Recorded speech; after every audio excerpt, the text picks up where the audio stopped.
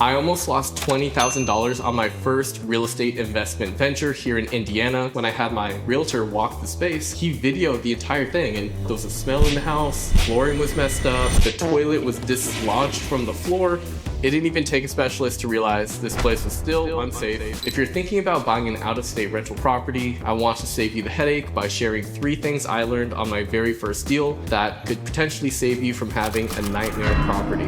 My name is Casey, and I'm a 28-year-old real estate investor. I've already built a 6-figure video production company in San Francisco, and now am venturing into real estate investment and want to document the journey here on YouTube.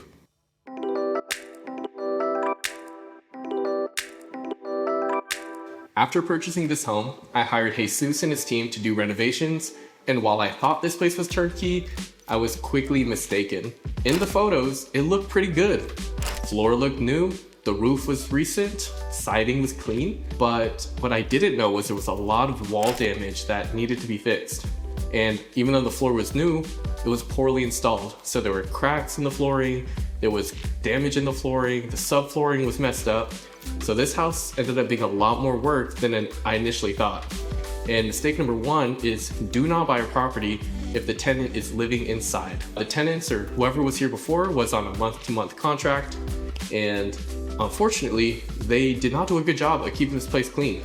And I know that because when I had my realtor walk the space, shout out Ethan, he videoed the entire thing, and you could smell, there was a smell in the house, flooring was messed up, the toilet was dislodged from the floor, there was burn marks in the outlets, so whoever was in here did a really bad job of keeping it clean. When you buy a property with someone living inside, it's really hard to do the proper inspection to make sure that things are good. Because what I originally wanted as my first property was to get something turnkey, something simple, non-expensive, low renovation cost.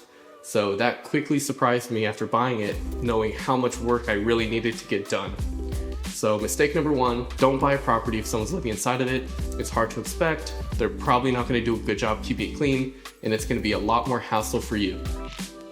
So we're in the basement right now, and the interesting thing about this home and a lot of properties in Indiana is that they're built a long time ago. This home was built in 1910, and in addition to the cosmetic repairs like drywall, paint, and flooring, there were also some foundational issues that we had to get fixed, such as the downstairs basement.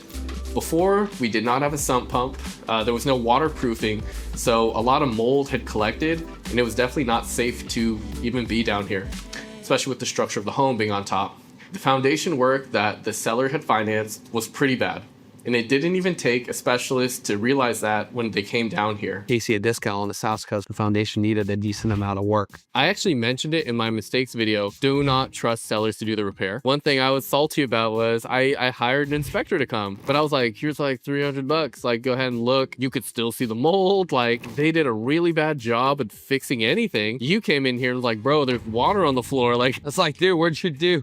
Like, I'm staring at standing water still. Unfortunately, I trusted them to handle the repair, but the problem was I didn't know how good quality it would be. It didn't even take a specialist to realize this place was still unsafe, waterproofing wasn't done, and there were still traces of mold, which, by the way, costed me money. After learning that mistake, I went to my realtor. If you're a real estate investor, you need a strong realtor, especially someone who works with out-of-state investors.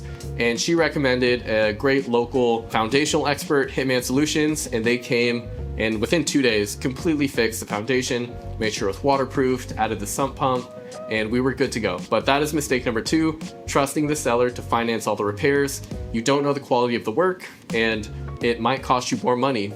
Like they say, buy nice or buy twice.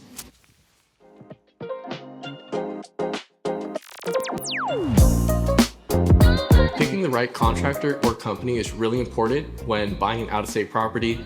Picking the right one is literally could save you thousands of dollars. Picking the wrong one could lead you to headaches, getting ghosted, poor quality of work, and just a bad experience. So I'm really thankful that I met Jesus and was referred to him by my realtor who had done previous work. He showed up on time. He got this project done a little bit faster than I thought.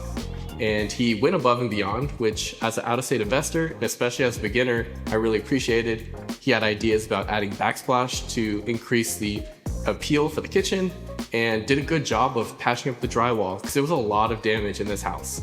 and he went above and beyond with repairs, and he always told me what was going on with photos and videos and phone calls. So I never felt like I was left in the dark when it came to the progress of the home. And that's really important as an investor. You want to make sure you have a good boots on the ground team, somebody who knows the area, someone who's local, who can check on your property if something comes up. Because if you don't, you're really not going to know what's going on. And thanks to him, we really got this project wrapped up on a good timeline, good budget, and I feel pretty confident that this property is ready for tenants.